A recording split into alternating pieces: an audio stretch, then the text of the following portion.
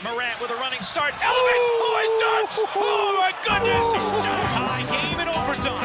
Gasol will turn. His heat is gone! Memphis on top. 7-10 remaining. Conley now with three. Count it! A 15-point lead for Memphis. And Blake Griffin gets into it on the floor with Randolph. Hard to tell if there are any punches being thrown under there, but Griffin took acceptance. Adams going long. Morant! He hit it! Jamorant! Insanity! You gotta be kidding me. Welcome to Grits and Grinds, a Memphis Grizzlies podcast. My name is Keith Parrish. On today's episode, I'm joined by Chris Herrington. Chris, how are you doing? What's up? Coming at you from the partially unpacked home office at the new home office of Herrington Associates here in St. Paul, Minnesota. Yeah, how is Timberwolves country? There's a house in our neighborhood that had a big banner on, maybe it still does. I haven't been over there in a couple weeks, but during the playoffs had a big banner that's just said Nas Reed. I was going to make a joke and ask if it was the Nas Reed flag. It was literally a Nas Reed flag? There's a banner across the side of a house. But speaking of Nas Reed flags, one of the people who works in my wife's office, like one of the office assistants, has a big Nas Reed flag on the wall behind her desk. Yeah. So Nas Reed, extremely popular in the Twin Cities. You could do the thing where it's like, hey, was your house flying a Nas Reed flag? And you could do the Alito. You could be like, oh, my wife puts the flags up. I know. Right. The flags aren't me. That's right. Nas Reed seems like he's the most popular. And I mean, of course, Anthony Edwards is the most untouchable, but I feel like Nas Reed is a very close second. Nas Reed is the people's champ. Yes.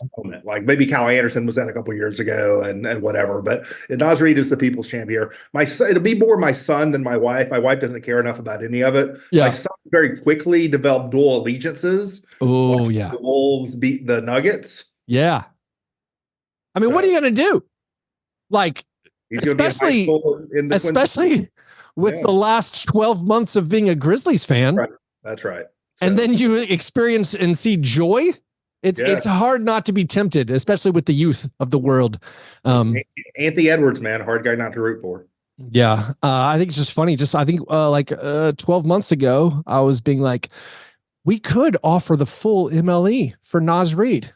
And I think we may talk about my center's article a little bit later in the pod, but you noticed Reed was not on the list. I don't think that's a doable situation. Yeah. Again, like they have all these luxury tax concerns going forward, but the one thing, regardless of who the owner is, if it's Glenn Taylor, Mark Lowry, or Alex Rodriguez, or Mayor Bloomberg, who maybe he's possibly involved too now, the Nas Reed not going anywhere. Did you think we would mention Michael Bloomberg and Samuel Alito in the first 2.5 minutes of a Grits and Grinds podcast? Because I did not. So I have a brief Michael Bloomberg story that is close to the heart of my family. My wife has been on and off New Yorker subscribers for 20 years, or currently off, but at one point we were on and we're reading. There was a letter to the editor. This is when Bloomberg was mayor. There's a letter to the editor in the New Yorker, and it was from noted artist David Hockney, and it was a rant against Michael Bloomberg that culminated with him calling Bloomberg bonkers, bossy boots Bloomberg. Now, whenever anyone in the house sort of has starts to get a little tyrannical, they're referred to as a bonkers, bossy boots Bloomberg. Wow. That's the original BBB before Big Baller Brand. That's right. That's impressive. All right. So Chris, we are like a week and a half away from the draft right now. We've been doing draft coverage. You have, and I have for like a month at least now. We're trying. We're out here trying. I've hit the point where noted draftniks that we are. Right. Yeah. So I've hit the point now where like I feel like I had a concise list of like these 7 guys. I'd be super fired up if we got these 7 guys, and it was people like Ron Holland. And I was like, you know what? I'm won over by Matas Buzelis. Like I'm interested. I'm ready. Your list is longer than mine then. Well, so now my list is like, it's gotten to be like 19 names. I'm now like, oh, this Bub Carrington guy seems super cool. I just like having cool guys around. And so, yeah, it keeps it. My list gets longer and longer. As you're saying, your list is getting shorter. There's a level, because for me, like, I don't think the mock drafts are gospel, but for someone who's not watching these guys all year, you got to start somewhere, right? Right. So you start at the top, you start working your way down to try to form your own opinions. And I know the Grizzlies got to pick at 39, so I got to do some more work and pretend like I care about guys in the 30s. But there are certain guys who become like, certain sudden, like, guys on the upswing in the draft world who I just didn't get down far enough to spend a lot of time with, like Bub Carrington, like Deron Holmes. I don't really have a strong feel for those guys. So I mentioned Deron Holmes on my previous episode, and this is again funny for the two of us who are complete amateurs with the prospects. Right. Deron Holmes to me is the Desmond Bane of big men in this draft. By that, I mean Desmond Bane's draft year. Everyone was like, oh yeah, Desmond Bane. He's expected to go in the 20s. I love him. He's going to be amazing. Like, oh, this mock draft has Desmond Bane in like going 37. And everyone's like, oh yeah, this guy's going to be an awesome pro. And then it turns out this guy's an awesome pro. For me, I'm getting Deron Holmes vibes of that, where everyone's like, oh yeah, this is one of the best center prospects, a little bit older, maybe, and it's like, well, that guy sounds amazing. But again, that's just my ignorance. He's the next name on the center list that I haven't gotten the point. I've watched him a little bit, but I haven't spent the time with him that I've spent with, Khalil Ware and Kyle Filipowski. Right. Seeing those guys, because he had tended to be a little bit below all of those guys, on the list throughout the process. Yeah. The other names that everyone keeps saying, as far as like second rounders, because I've been looking at like and we get the 39th pick, and then I've started throwing all these fake trades where we move up to 32 or 31 or 34.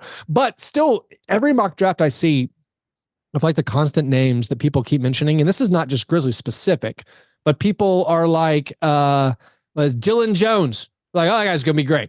And it's like, well, why isn't he mocked in the first rounds? And then it's like, everyone's talking about this big guy, Jonathan Mogbo. And I feel like everyone's like, that's a hot name of late. That's a hot name. And everyone's like, oh, so-and-so got him at the 50th pick. And it's like, oh, that'd be a great draft. You get him with the 50th pick. One of the, I don't remember whether it was a Ringer or somewhere else, but one of the places that did player comps with all the players, early on, the player comp for Dylan Jones was David Roddy. Oh. And I just said, I'll just put him back. No offense to David Roddy, but they've been there. They've done that. I'll push him down the list a little bit. I'll get to him later. I wish I knew which site. One of the major sites actually did realistic comps.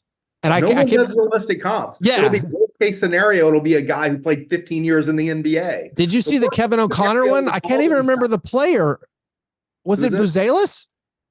I think it might have been Buzelis. Kevin O'Connor's comp, best case scenario, Chandler Parsons, worst case scenario, Kyle Anderson. Yeah, which is which? I don't. Where is that? Which is the worst? I want the worst. No, my favorite. There was one. I can't remember which one it was, but there was one where the best case scenario with Alex Sarr was Jaren Jackson. Right, that's common. And the worst case, which is fine, yeah. The worst case was Nick Claxton. And yes, Jaren Jackson is better than Nick Claxton, but I got news for you. The worst case scenario of Alex Sarr, it's not Nick Claxton. It's like Don Maker. Or something like that. Well, that's what I was joking about with Ron Holland, where I'm like, that guy's Josh Jackson. And it's like, maybe not, hopefully not. He's got the motor. And there's a lot of these guys where I'm like, why isn't this guy Skidishvili? I'm also cracking up.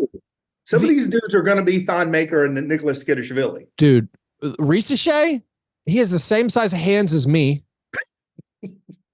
I made a joke on Fast Break Breakfast this week where I was laughing, where Risachet was rising up in all the mock drafts and on the draft boards because he hadn't worked out for any teams yet. Right. Like Alex Sarr had worked out for everybody, and they're like, oh, there's some thought of maybe the Hawks want Klingan. And it's like, well, that's bad for Sarr's workout. And then it's like Risachet moving up. It's like no one even measured him. And then he came in with like subpar athletic measurements, subpar wingspan, subpar hand size. Not that I know what hand size even matters in the NBA, but Chris Wallace was a fan of hand size. I can tell you that. That's the first time I ever heard anyone talk about hand size of draft prospects. It was Chris Wallace, because Rondo had enormous hands. Well, that turned out Rondo was fantastic. Yeah. Right. So what's your short list right now for the Grizzlies in the draft? If they stay at 9, or if they just move slightly, up to 7, down to 11 or something. to the degree that I have a feel for this draft, and I'll pretend to for the sake of the pod. Yeah. I don't like the way it's shaping up for the Grizzlies. So the guys, for me, the guys I like are Stephon Castle, and Reed Shepherd. Those are the guys I am most convinced will be good. Yeah. And then after that, Sarr to me could be all over the place. He could be Jaren Jackson or Thon Maker, but like I see it like a 7-foot guy with a 7'4" wingspan who can defend all over the floor. Sure. Clingan, I'm not as high on Clingan as some. I'm not as low on some, but like, do I think he has a very good chance to be a quality starter in the NBA? Yeah, I think the bar is pretty low to be like Zubac or Jakob Poeltl or something like that, which, like, guess what? Those guys are quality starters in the NBA. The guys who I did not like relative for the Grizzlies are the guys who seem to now be slipping, unfortunately. And that's Dillingham and that's Topic. Yeah. I just don't see the fits there. But now it looks like both those guys are going after that. I was hoping those guys would go earlier and push somebody down. And so I don't know. I'm sort of in trade down mode because like I want Castle or Shepherd or Clingan, I guess. I would take Ricochet if he were there, which he won't be, and I would take Holland probably. I like the swing on Holland a little more than some of the other guys in that range. But what do I know? Do I have a firm conviction that Ron Holland will be better than Cody Williams or Dalton Connect?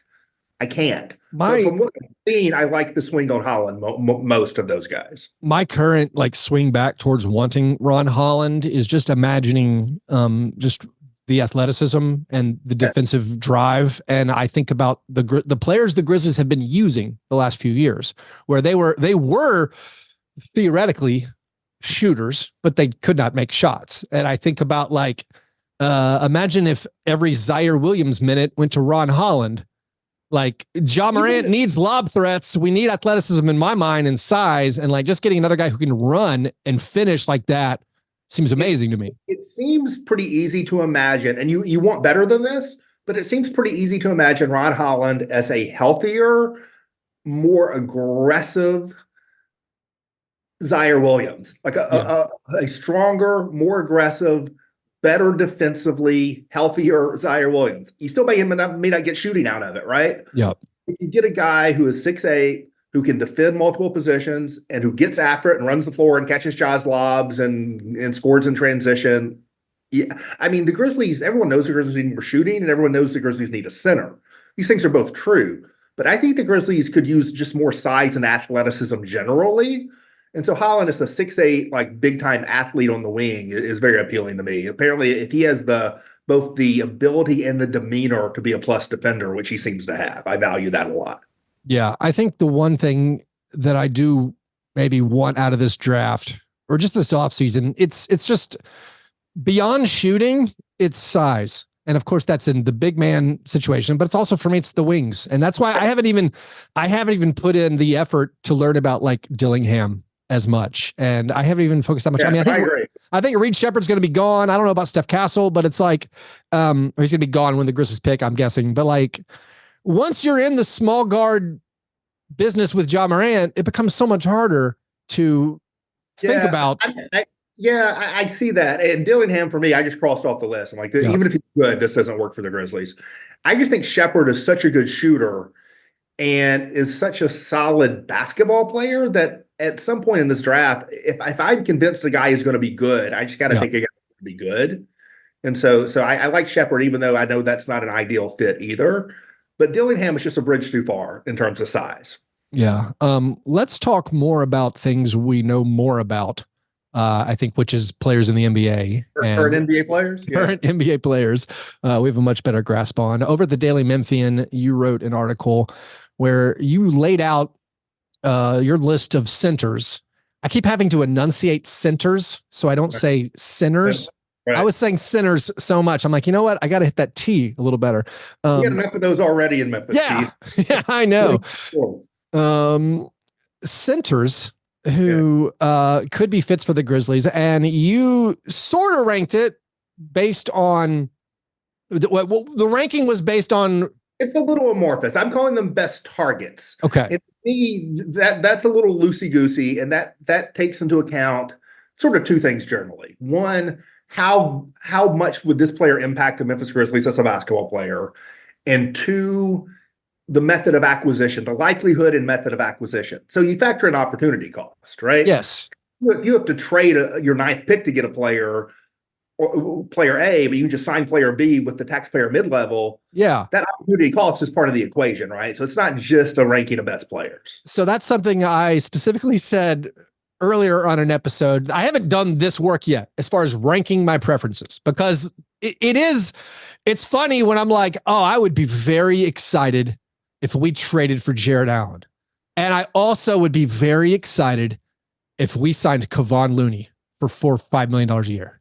Like both of those things excite me. On the one hand, Kevon Looney plus the ninth, you're going to keep the ninth pick. The other hand, you probably gave away the ninth pick and maybe other stuff. So like, I haven't worked it out in my head. Like, oh, I would really like us to make an aggressive trade and pick up whoever it is, player X. Also, if Gogo Batadze joined the team on a free agent deal, I'd be pretty happy. I'd do a little fist pump. Like, all right. So, and also, yes. Yeah, that's sort of one realm of players, right? The Goga Batadze, Kevon Looney, Andre Drummond's a popular one. There are some others you could throw in. That's a group of players who you could get, presumably, without sacrificing anything of note other than money on your cap sheet, So on this list, it basically starts with some bigger names. A little bit of a spoiler.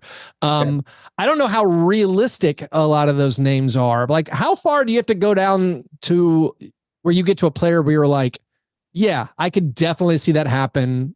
I only occurring. Here's where I can see. It's not a list. Most made up trades and signings never happen. Let's start with that, right? Sure. And in fact, at most, one or two of these things could happen, because once you do one, you can't do another, right? This is not based upon known reporting that players are available, much less known reporting that the Grizzlies are interested in players. It's more conjecture than that. But it's not a universe of like every center in the world either. It's things where, can I imagine scenarios playing out where this could happen? In most cases, those scenarios are not going to play out. But I can imagine a scenario in which Jalen Duren's on the trade market and the Grizzlies can trade for Jalen Duren. I can't imagine a scenario where they trade for Nikola Jokic, right? Yeah. So it's within the realm of, can I see the scenarios play out? Most of those scenarios won't, but can I see the scenarios playing out where things could happen? And so it's pretty broad in that regard. Yeah, I feel like I talked about Duren before, and my pullback there, I think a lot of times maybe we think, all right, there's a new front office. They didn't draft the guy. Maybe they want to just totally reset. But then also part of it, I don't know. I feel like front offices, as opposed to like new owners, front offices sometimes just like chill out for a second. Just like don't do anything too drastic, too rash. I feel like the Pistons moving Duren would be pretty drastic. Well, the other piece of the puzzle with that, you can apply this, to Isaiah Stewart. If you want to look past the center situation, you can play it. Who's going to be there at 5 for them? Yeah. To me, the interesting question is Clingan going to get to 5? And it sounds like maybe he won't. There's even talk about him at 1 to Atlanta. But if Clingan gets to 5, to me, that presents an interesting question for Detroit. You could just take somebody else and let Clingan fall to 6. Or that could be the prime trade up destination for Memphis or Portland or for Chicago, whoever wants to trade up for Clingan. Or could they look at it and say, we kind of like Clingan better than the guy we got, and he'll be on the first year of a rookie deal instead of the third year of a rookie deal, and then does that on top of the front office change, not the front office change by itself, but the Clingan opportunity plus the front office change. Is that starting to put a Jalen Duren in play? Yeah. I think somebody on Detroit's going to be in play. Maybe it won't be him. Maybe it'll be Jaden Ivey. Maybe it'll be somebody else. But I think there's going to be some kind of shakeup with that roster. So you mentioning Isaiah Stewart actually reminded me of something I wanted to say earlier when we were just talking about, like, we'll be happy with a big trade or we'll be happy with just signing a useful player. I think one thing that I keep repeating, because I hope it gets into the ears and brains of all Grizzlies fans, is just the idea that, like, just getting a competent, useful big, I think it's going to elevate the Grizzlies so much. Like, I feel like sometimes we get too carried away with like Isaiah Stewart. He's not very good. It's like, okay, whatever you want to judge Isaiah Stewart as far as the undersized centers in the NBA, Yeah, he is mediocre. And maybe his contract, I think it's like $50 million a year. Maybe that's not ideal what you would pay, but also giving Trey Jimison's minutes to Isaiah Stewart is going to make the Grizzlies way better. Like just adding a guy who's a big bruising body, who can shove guys around, who can rebound and will launch some 3-pointers. I think that's just going to raise the Grizzlies' overall team performance by a ton. And that's the same feeling I have about even some of these like guys you might sign on a minimum, where I'm like, just Daniel Tice on a minimum might make the Grizzlies a lot better, like that kind of thing. Well, I think one of the scenarios, and I wrote about this a little bit in the intro to that column, the Grizzlies could go all kinds of different ways. Mm-hmm.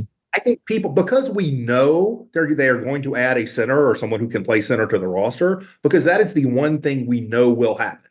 That's the only thing we know will happen. Yeah. Because of that, I think there's been an assumption that that's the main thing that's going to happen. And that's not necessarily the case. I think the path of least resistance for the Grizzlies, if you looked at like 7 different paths and like which one's most likely, no path is above 50% likely because there's enough of them. But if you tried to pick one, what's the most likely? I think it is using the 9th pick on some perimeter best player available to get, a rookie scale contract on someone to add depth, whether that's Ron Holland or Dalton Connect or Cody Williams or whoever they like. And keeping Luke Kennard maybe on a new contract that starts a little lower, and then just going out and spending your taxpayer mid-level to, on Kevon Looney if he becomes a free agent or on Andre Drummond or Goga Badatse. And then maybe at 39, you're drafting a developmental big, or maybe you're trading up from 39 to try to take a shot at Holmes or, one of these guys. That kind of sort of less exciting way to fill out your roster, I think there's a good chance that's what happens. Because the reality for the Grizzlies next season is the players are going to take them where they're trying to go, for the most part, are going to be the players already on the roster. Yeah. I agree with that totally. Speaking about trading up from like the 39th pick, there are just a lot of these picks that are going to move on draft night on day 1 or 2 of draft night. You see like the Jazz, who I pitched maybe a controversial Marcus Smart for the 10th pick in John Collins trade last episode. But the Jazz also had the 29th and 32nd pick. So they got 2 picks. Like the Knicks have 24 and 25. There's just a lot of picks I think that might be available where the Grizzlies are just like, here's pick 39 and Zaire Williams, because the one thing with the Grizzlies that like Zaire and Santi on the last years of their rookie deals, very high probability those guys get moved. Well, the Santi thing in particular was Zaire's not getting an extension this summer. That's just not going to happen. The Santi thing is sort of like, if you can get an extension at a good number, you probably do it, but it doesn't feel likely. No. And it sort of feels like he seems like an obvious guy to try to move ahead of that decision, I mean, what's the least? I mean, Zaire, like, you wouldn't give him John Conchar money? I don't know if he would take it, but like, it's a good question. What's the least you would be like if Zaire's like 3 years, 22 million extension?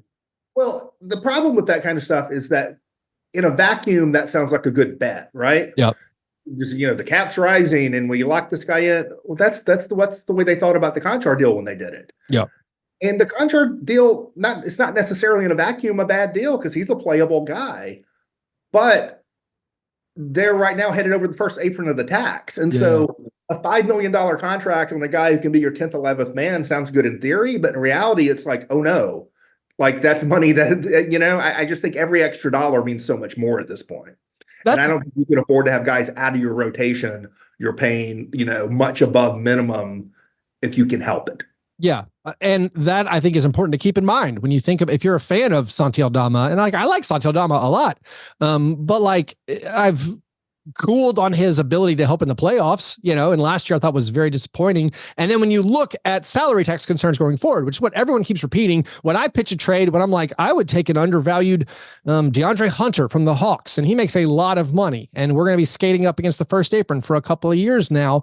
Like people are like, oh, it's too expensive, we can't do it. But then I'm like, well, you can't. Do you want to re-sign Santi? Because if you re-sign Santi, you're also going to be up against the first apron. I would rather pay a proven useful player, $20 million than pay 3 bad players also 20 million, or, sorry, calling Santi bad. But let's go back to the center ideas.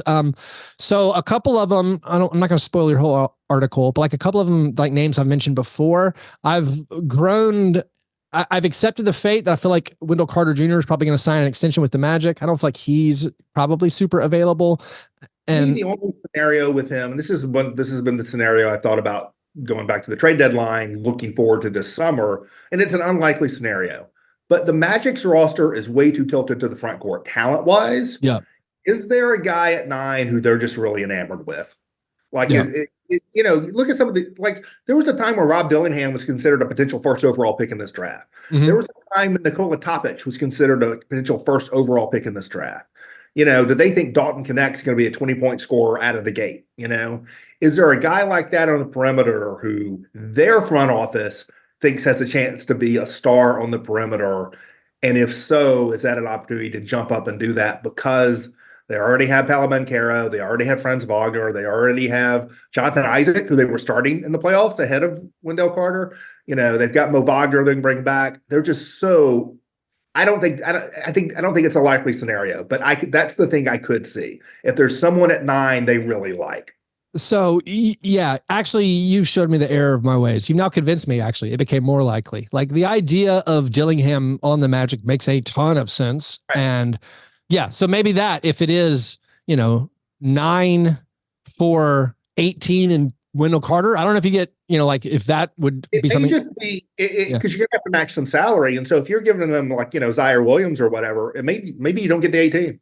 Maybe it's just 9 Zaire and Conchar for Wendell Carter, something like that. Or the 9 Zaire and Jake LaRavia, that.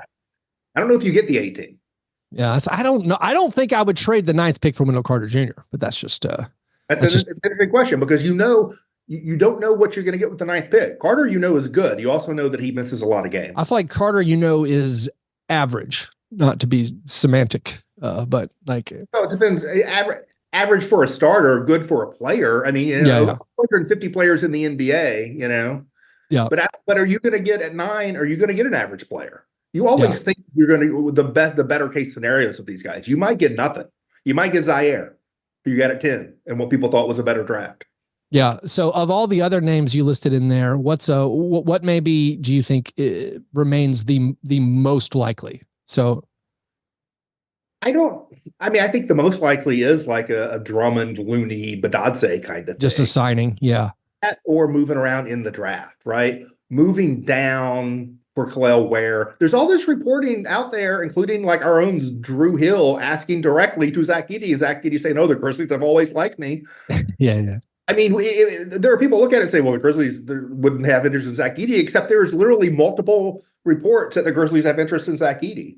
So I think moving around in the draft for an Edey, a Ware, a Filipowski, a Holmes, something like that. If you move down in the draft and get one of those guys at like a lower salary in the draft, you could do that and sign Andre Drummond or Kevon Looney or whatever, and sort of like, get you a couple of quarters instead of $1 kind of situation. So another team that's been linked to Edey is the Raptors. Did Jakob Poeltl make your list? I can't remember. Well, he's at the end. I do a little thing of like, how could you forget these guys? Oh, gotcha. Why guys aren't on the list? So the Sam Vecini pod, they did a mock draft. Sam Vecini's pod did a mock draft a few days ago, and they only did like 2 trades in the whole mock, and one of them was the Grizzlies trading down from 9 to 19 and getting Jakob Poeltl. Yeah. I thought of that exact same scenario when I did this column, right? Yeah. And what I concluded was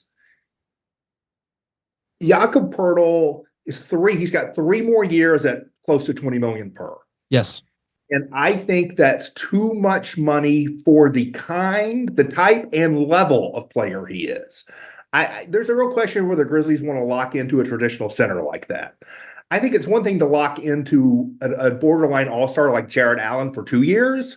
It's another thing to lock into a paint-bound center who's a Jakob Poeltl for 3 years. Yeah. And when you compound that with you're moving down in the draft and you're probably giving up Luke Kennard shooting for salary match, I don't see it. To me, it's not outlandish. I mean, you can make a case for it, but to me, it doesn't cross the line into something I feel like they would do. Luke Kennard plays 10 minutes a game on my healthy Grizzlies rotation dreams. I don't mind losing. Yeah, but again, if you want the optionality to play different styles, yeah, and you think Jaren at the 5 is what you're going with a lot, you want a big center in the mix, but do you want Jakob Poeltl for $20 million for 3 years? yeah. I mean, that's for me. That's the price of good centers. And I'd say Jakob Poeltl, like he's a better player than Wendell Carter Jr., but his archetype is much different. So I don't know. Yeah. And the other thing is, I feel like if you're moving down in the draft, part of the reason to move down in the draft is because you like the centers you can get when you move down. Yeah. And so if you move down to get a Jakob Poeltl, like you're probably not going to draft Zach Edey maybe you get Edey at 19, maybe you get Filipowski at 19, maybe you get Kel'el Ware or Yves Missy at 19. Also, you can pick up the 31st pick. I don't know. I'm not trying to persuade people to take the trade, but I do think the trade makes sense. Where I'm like, yeah, it makes sense. I wouldn't hate it. I think Jakob Poeltl will make the team really, really good. I also mentioned a similar thing because I said the same. I didn't know if Vicini said that. I said the same trade last episode, and then it was also you did say that. I heard that. There you go. Okay. So yeah, so there's also similarity with like doing it for like Kelly Olynyk, who is not a necessarily starter, and that one's weirder, where it's like he's not. So I got two things with the Olynyk part of it, who I also did not include on the list. One, I'm not moving down in the draft to get Kelly Olynyk. I don't think right. Two, they just traded for him and gave him an extension, and they seem to do that in part because he's Canadian. So I don't think they're just aching to just get rid of him, you know? Well, they've invested a lot in Olynyk and Poeltl the last 2 seasons, and so that's why it's like, first of all, what are they doing? Second of all, I like your point about the Canadian thing. That's why they got RJ Barrett. They're doing Team Canada over there. The trade down stuff of Toronto is interesting. If you take players out of it and you think about just as a draft pick trade, like, is that 9 for 19 and 31? I feel like that's not from a raw like draft pick trade. That's not good enough. No. So what else do you have to get to do that? You know? I do think as far as I don't know. As far as just raw draft pick trades, like 9 and 39 for 10 and 29 from the Jazz. I don't know. Like, do they want to move up one spot in the first round? Yeah, why is Utah doing that? Utah has to be really convinced you're going to take the guy they really want at 9. Otherwise, why is Utah do that? Is Utah going to use all 3 of those picks, 10, 29, and 32? Let's wrap up. We've gone long enough, but we do need to mention before we go, Xavier Tillman had a moment in the finals. I mean, the Tillman thing is wild because he's had moments. This is the NBA Finals, granted, but he has had postseason moments now. Yeah. In like 4 different years against 4 different opponents for 2 different teams. And he's still never been able to establish himself as a reliable regular season player. Wait, so you said 4 moments. So like there's hang on. There's obviously the play-in overtime 3-pointer against the Warriors. There's the game against the Lakers where he just wouldn't be huge. Like that was like his first career 2010 game or something. And then even later in the series, he had good defensive moments against both LeBron and Anthony Davis. Okay. He's always had good. So his rookie season, if I'm remembering this correctly, his rookie season, I think we were playing the Sixers and like Jonas Valanciunas was getting cooked by Embiid, and Tillman came in, and I'm like, Tillman's much better at guarding Joel Embiid. Like, we got to finish with this guy Tillman. But yeah, so you're counting 2 from the Lakers series, and then obviously Minnesota. Oh yeah, the Minnesota series. Okay, they benched Steven Adams. He came in either game 1 or game 2 and had a really good game in that series. Yeah. I remember the Minnesota series. I'm a little clouded because I was already clamoring for, hey, can we stop playing Tillman by the end of the series? So a little clouded there, but yeah, he's made moments. We've known he could do this. Yeah. I honestly couldn't believe my eyes watching game 3 of the finals. Not that Tillman did this. I was more shocked that the Mavericks kept going at him one-on-one. He's a good defender, and the Mavericks should know he's a good defender. That's the only thing he's good at. You know, it's like, why do you keep going one-on-one against Tillman? It's frustrating because he had all the opportunity in the world this season. I thought he had a chance to be the starting center like all year. Like, and he actually started a good first 2 or 3 games for the Grizzlies, and then he tailed off, and then got benched for Biyombo in terms of the starting lineup. He had a chance to just have the job all year, and his offense just abandoned him. And it's not just the 3-point shot. it's his entire offense. Yeah. I think the 3-point shot less concerning than the 2-point shot and the free throws. Yeah. Yeah. I was He's a free agent, by the way. I know. No, I was gonna say I'm super happy for Tillman because delightful guy. And he's a player with all of his shortcomings. I still like when he plays. He was one of the guys I'm like, I don't care. He defends fine. He can't finish and he's not that good at rebounding. But he's a guy to have as your 5th big on a minimum contract. All right. So how many free agent centers are actually better than Tillman? It's not that many. Oh, that's, I think Drummond, the thing about Goga Bitadze is he's sort of theoretical. He doesn't really play that much. The per minute stuff looks pretty good with him in a lot of areas. I would sort of take him over Tillman, but I don't know. Like, is Jalen Smith better than Tillman? I like Jalen Smith. I was sad. Spoiler: he didn't make your list. Another guy. When you look in the numbers, he has good rebounding numbers and good 3-point shooting numbers, and that combination of 3-point shooting and rebounding, I think, is particularly attractive for the Grizzlies. But like, why doesn't he play? Why don't they play him? So, well, I mean, you look at specifically for the Pacers, he's behind Miles Turner. He was behind Isaiah Jackson a lot of the time, but they also swapped him around. Rick Carlisle kept moving who the bigs were. Yeah. My thing for Jalen Smith isn't even the 3-point shot on paper. It's the fact that he makes 18-footers. He can just make an 18-footer, which is not, it's a lost art, but like, it's hard to sign a guy like Jalen Smith or like Goga Bitadze when you have a real need and you're signing a guy from whose own team just wasn't really playing him. Yeah. I think that's a hard thing to have confidence in. I think if you do that and you pair that with, we moved around in the draft and we added Khalil Ware or Filipowski or whatever, and you sort of doing both at once and giving yourself sort of multiple shots. I can see it, but I don't see signing one of those guys and saying this guy is going to be in the rotation. So it's sad because so many of my modest offseason dreams are for players who got DMPs in the postseason. And it's like Jalen Smith, DMPs, Goga Bitadze, DMPs, Daniel Tice, DMPs, like all these guys not playing in playoff games. Also Xavier Tillman, DMPs until he shows up. Most likely reunion, Chris. Final question. Xavier Tillman, Jonas Valanciunas, or Kyle Anderson? Well, the answer should be Kyle Anderson, but it won't be Kyle Anderson. I almost put him on in the story because like at some point, like, he can play with Jaren. Like he's just good. Like he's a better player. He's good. Yeah. And I would sign him in a heartbeat and say, like, you're my backup center. Like whatever. Put whatever letters you want to after his name. Just put him on the basketball floor. But that's not going to happen. He's not going to come back here. No. And there was reporting here in Minnesota about he's really happy with his family here. He's got a special needs son. He likes the school system, the school situation he's in. It sounds like he may just take a minimum or something just to stay in Minnesota. Oh, wow. So I don't think that's going to happen with Kyle Anderson coming back. I guess Tillman more likely, because it's the same thing with Jonas, where I feel like there's probably less ill will about the exit with Tillman than the other two. And I don't see the Grizzlies and Jonas wanting to get back together when they refuse to give him an extension. Yeah, I agree with you. I think I think he was like number 20 or whatever. The Tillman kind of makes sense where it's like, yeah, hey, we rented you out for the postseason. Man, you want a ring? We got a couple picks. Let's pretend those relationship hurdles are not there.